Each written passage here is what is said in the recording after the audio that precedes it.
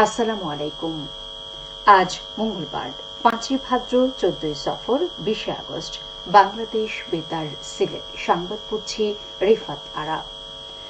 Monkey পক্সের লক্ষণ দেখা গেলে সন্দেহভাজনদের দ্রুততম সময়ে স্বাস্থ্য অধিদপ্তরের হটলাইন 16263 ও 10655 নম্বরে যোগাযোগ করতে বলা হয়েছে।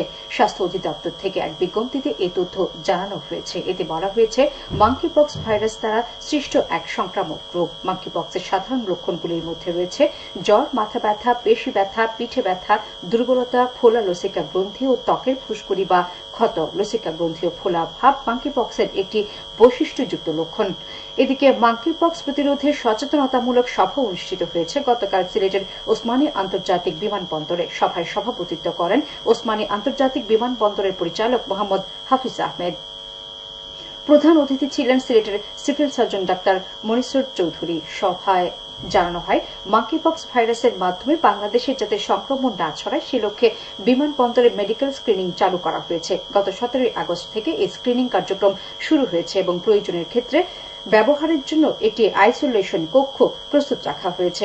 আগত যাত্রীদের তাপমাত্রা থার্মাল স্ক্যানারের মাধ্যমে পরীক্ষা করা হচ্ছে এবং লক্ষণযুক্ত যাত্রীদের শহীদ শামসুদ্দিন আহমেদ হাসপাতালে পাঠানো হবে। এছাড়া মাঙ্কি পক্সের বিস্তার রোধে জরুরি বৈঠক অনুষ্ঠিত হয়েছে গতকাল মৌলভীবাজারে জেলা সিভিল সার্জন অফিসে। সভায় সভাপতিত্ব করেন জেলা সিভিল সার্জন চৌধুরী জালাল উদ্দিন মোর্শেদ। সভায় বলা হয়, প্রবাসী অধ্যুষিত এলাকা হিসেবে এই ছোঁয়াচে রোগের ঝুঁকিতে রয়েছে মৌলভীবাজার জেলা। তাই সদ্য দেশে ফেরত প্রবাসীদের বাসা বাড়িতে কঠোর নজরদারি। জেলা সদরে 250 শয্যা বিশিষ্ট জেনারেল হাসপাতালে 10 বেডের এবং প্রত্যেক উপজেলা স্বাস্থ্য কমপ্লেক্স ও 50 শয্যা হাসপাতালে 5 বেডের আইসোলেশন ইউনিট প্রস্তুত রাখা সহ কয়েকটি গুরুত্বপূর্ণ সিদ্ধান্ত গৃহীত হয়। এতে 250 শয্যা বিশিষ্ট জেনারেল হাসপাতালের পরিচালক সহ সকল উপজেলা স্বাস্থ্য কর্মকর্তা উপস্থিত ছিলেন। স্বাস্থ্য বিভাগ এর আয়োজন করে। বিভিন্ন পর্যায়ের কর্মকর্তা কর্মচারী, নিয়মিত ও অনিয়মিত শিল্পীদের উদ্যোগে বৈষম্য বিরোধী মানববন্ধন কর্মসূচি ও সমাবেশ অনুষ্ঠিত হয়েছে গতকাল বাংলাদেশ বেতার সিলেট কেন্দ্রে। সকালে বেতার কেন্দ্রের সামনে অনুষ্ঠিত হয় এই মানববন্ধন কর্মসূচি। আঞ্চলিক পরিচালক এবিএম মাহবুবুর রহমানের সভাপতিত্বে এবং সহকারী পরিচালক প্রদীপ চন্দ্র দাসের পরিচালনায় সমাবেশে কেন্দ্রের বিভিন্ন শাখার প্রধান সহ অনিয়মিত শিল্পী সংস্থার নেতৃবৃন্দ বক্তব্য দেন। সমাবেশে আঞ্চলিক প্রকৌশলী কামাল হোসেন বেতার নিজস্ব কর্মকর্তাদের মধ্য থেকে মহাপরিচালক পদে নিয়োগ প্রদান, ন্যায্যতার ভিত্তিতে উপসচিব পদে সুযোগ প্রদান এবং পদোন্নতির সমস্যা সমাধানের দাবি জানান। আঞ্চলিক বার্তা নিয়ন্ত্রক সঞ্জয় সরকার তার বক্তব্যে ব্যাচ ভিত্তিক পদোন্নতি সহ সিভিল সার্ভিস থেকে সকল বৈষম্য দূর করার কথা বলেন। সমাবেশে সহকারী পরিচালক মোহাম্মদ দেলোয়ার হোসেন তার বক্তব্যে বেতারের অনুষ্ঠান শাখার সহকারী পরিচালকদের বৈষম্য বঞ্চনার কথা উল্লেখ করে বলেন, একই ধরনের পরীক্ষা দিয়ে সিভিল সার্ভিস পরীক্ষায় উত্তীর্ণ হয়ে কোন ক্যাডারের কর্মকর্তা যখন পদ না থাকা সত্ত্বেও নির্ধারিত সময়ে পদোন্নতি পাচ্ছেন, সেখানে বাংলাদেশ বেতারের অনুষ্ঠান শাখার কর্মকর্তাগণ বিশেষ করে সহকারী পরিচালকগণ সিভিল সার্ভিসের এন্ট্রি পদে 13-14 বছর যাবৎ চাকরি করছেন, যার ফলে একটি তীব্র বৈষম্যমূলক সিভিল সার্ভিস তৈরি হয়েছে। তাছাড়া 2015 সালে বৈষম্যমূলক পে স্কেলের মাধ্যমে টাইম স্কেল ও সিলেকশন গ্রেড বাতিল করে বৈষম্যকে আরও তীব্র মাত্রা দিয়েছে। সমাবেশে তৃতীয় ও চতুর্থ শ্রেণীর কর্মচারীদের পক্ষে প্রধান সহকারী খবিরউদ্দিন আকন এবং হিসাবরক্ষক হারুনুর রশিদ বৈষম্যহীন নতুন বেতন স্কেল প্রদান, নিয়োগ বিধি সংশোধন ক্রমে সচিবালয়ের ন্যায় পদোন্নতির প্রদানের মাধ্যমে কর্মক্ষেত্রে বৈষম্যমুক্ত পরিবেশ সৃষ্টির দাবি জানান।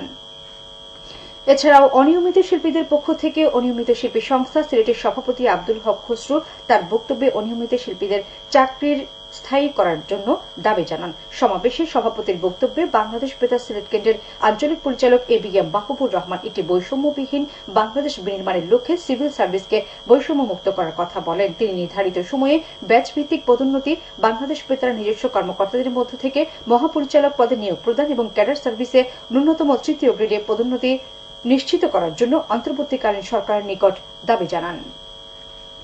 কোটা সংস্কার আন্দোলন চলাকালে সিলেটে ছাত্র জনতার মিছিলে পুলিশের গুলিতে নিহত হন সাংবাদিক এটিএম তোরাব। এই হত্যাকাণ্ডের ঘটনায় সাবেক স্বরাষ্ট্রমন্ত্রী আসাদুজ্জামান কামাল সহ 18 জনের নামে মামলা দায়ের করা হয়েছে। গতকাল সিলেটের অতিরিক্ত চিফ মেট্রোপলিটন ম্যাজিস্ট্রেট আদালতে এই মামলা দায়ের করেন। নিহত সাংবাদিক এটিএম তোরাবের ভাই আবুল হাসান মোহাম্মদ আজরফ। মামলায় সাবেক স্বরাষ্ট্রমন্ত্রী সহ 18 জনের নাম উল্লেখ সহ 200 থেকে 250 জনকে আসামি করা হয়েছে। আদালত শুনানি শেষে মামলার এফআইআর করার নির্দেশ দিয়েছেন। সবশেষে আবহাওয়া। আজ বেলা 1টা পর্যন্ত পূর্বাভাসে বলা হয়েছে সিলেটের পার্শ্ববর্তী এলাকায় দক্ষিণ দক্ষিণ পূর্ব দিক থেকে অস্থায়ীভাবে ঘন্টায় সর্বোচ্চ 60 কিলোমিটার বেগে ঝড়ো হাওয়া বয়ে যেতে পারে। সেই সঙ্গে হতে পারে বৃষ্টি অথবা বজ্রসহ বৃষ্টিপাত। এসব এলাকার নদী বন্দর সমূহকে 1 নম্বর সতর্কতার সংকেত দেখিয়ে যেতে বলা হয়েছে।